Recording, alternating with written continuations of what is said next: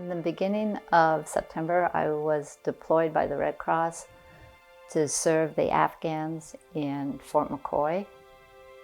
They had arrived just the week before I did. There were probably about 8,000 there, and by the time I left 2 weeks later, there were 13,000 Afghans at the fort.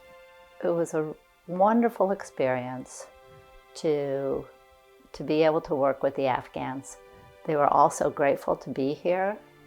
A number of them could speak some English as they were serving the Americans who were pulling out of Afghan, and their lives were at risk to stay in Afghan. The U.S. Armed Services just jumped right in and got them out of there as fast as they could.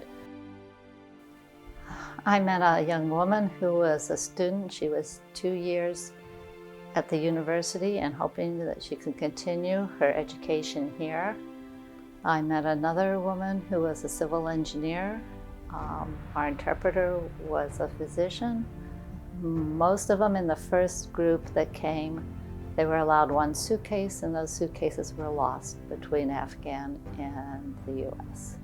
So there are a lot of people there that need a lot of clothing, and they don't have clothing to make it through a winter in Wisconsin. You could tell when we had a cold night back in September, the next day people would be lining up to get another Red Cross blanket, so they had 2 or 3 or 4.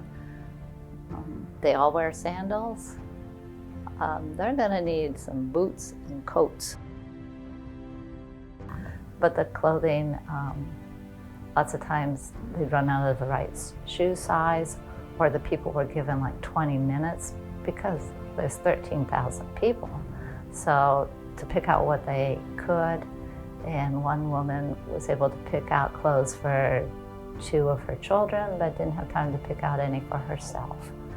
Or our interpreter couldn't get any shoes that fit him. He was only able to get 1 or 2 items that actually fit him. So clothing is still a very big need.